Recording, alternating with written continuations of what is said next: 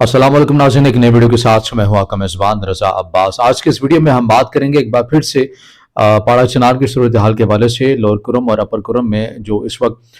Tension बनी हुई है, बल्कि इस वक्त भी नहीं, तकरीबन 4 माह से ज़ायद हो चुके हैं। ऐसा लग रहा है कि मुकम्मल जो अपर कुरम है, यानी कि जो पाड़ा चिनार वाला एरिया है, उसका मुहासरा आप ये कह सकते हैं हुआ है। वह ऐसे कि इससे पहले जो सूरत हाल बनी, तमाम तर जो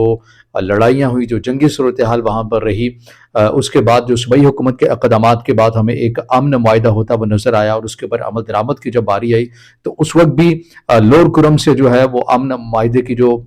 चीज़ है उसको नहीं माना गया, और उसके अंदर भी हमने देखा कि वहाँ पर ज़िले इंतज़ामिया के आला अफसरान को भी निशाना बनाया गया। इसके बाद बड़ी हद तक ज़्यादा जो सख्ती की गई, और उसके अंदर जो इमदादी काफ़िले थे अपर कुरम में, चूँकि जो बुनियादी अशिया ख़ुरनोश है उनकी किल्लत पैदा हो चुकी थी, बल्कि नापैद हो चुके थे, बिल्कुल ख़त्म हो चुके हैं। तो वहाँ पर ठंड भी है और लोगों की ज़रूरियात भी उस हिसाब से हैं। बच्चे बड़ी तादाद के अंदर इस तमाम तर वाक़यात के अंदर जो है वो अपनी जान से गए। इंतहाई सख्ती में और कॉन्वाई की सूरत में जो इमदादी काफ़िले जाया करते थे, एक बार फिर से उनके ऊपर अटैक कर दिया गया। ये वही काफ़िले थे, तकरीबन इतलात के मुताबिक जो अभी रिसेंटली आज ही की जो खबर आपके साथ मैं शेयर कर रहा हूँ, उसमें 100 के करीब जो है वो ट्रक्स थे,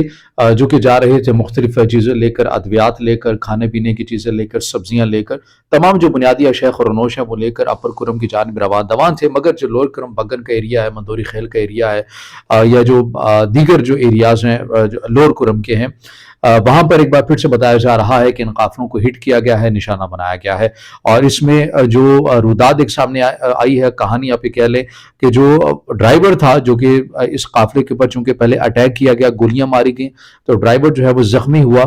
उसका जो ट्रक लेकर आ रहा था, ज़ाहिर उसके अंदर अद्वियात थी बहुत बड़ी तादाद के अंदर, खासी मालियत थी, और पुलिस की जानिब से उन्हें कहा गया कि आप अपने ट्रक्स और अपनी गाड़ियों को यहीं पर छोड़ें। आप सबसे पहले जो है वो पेशावर हम आपको लेके चलते हैं, वहाँ पर आपको हम इमदाद देते हैं, तिबी इमदाद देते हैं, ताकि आप सेहतयाब हो जाएं। तो पुलिस के कहने के ऊपर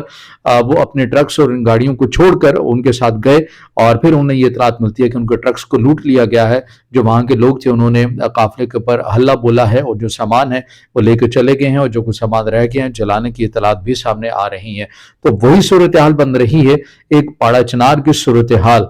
हमसे नहीं संभाली जा रही, बतौर रियासत हमसे नहीं संभाली जा रही, और हम बातें ऐसी करते हैं कि जैसे हमने पता नहीं किन किन ममालिक को फतह कर लिया है, ये करने का इरादा रखते हैं। मगर कुछ एरिया जहाँ से काफिला गुजर के जाता है, सूबाई हुकूमत इंतहाई बुरी तरह नाकाम हुई है, रियासत नाकाम हुई है इस तमाम मामले के ऊपर। हालांकि इसमें कोई शक नहीं है कि सूबाई हुकूमत की डोमेन इस सारे मामले के अंदर ज्यादा है, उनके पास इख्तियार ज्यादा है।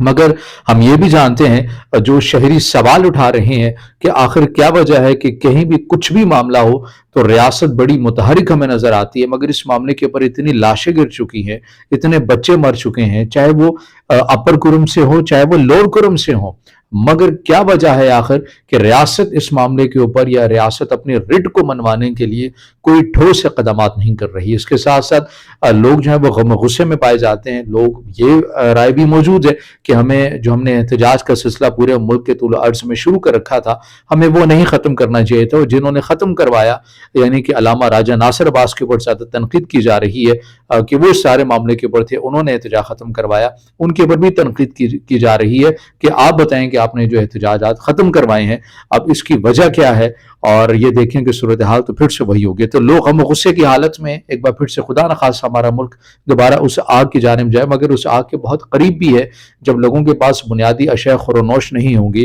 अद्वियात की किल्लत होगी, बच्चे बड़ी तादाद के अंदर जान से जाएंगे, और रियासत अपनी रिट को मनवाने के लिए उसे कोई आप ये कह लें कि इंटरेस्ट ही नहीं होगा, तरजीहात में शामिल नहीं होगी, तो लोग अपनी हिफाजत के लिए और बुनियादी अशिया ख़ुरनोश के लिए फिर अगर ख़तरनाक रस्ता इख्तियार करेंगे तो फिर किसी के भी हक में नहीं है, हत्ता कि रियासत के हक में नहीं है। हमें लोगों को ठंडा करना है, हमने अमन मुआहिदे के ऊपर मुकम्मल आमद दरामद को यकीनी बनाना है। रियासत इस हवाले से देखे कि किसके जानिब से दोबारा से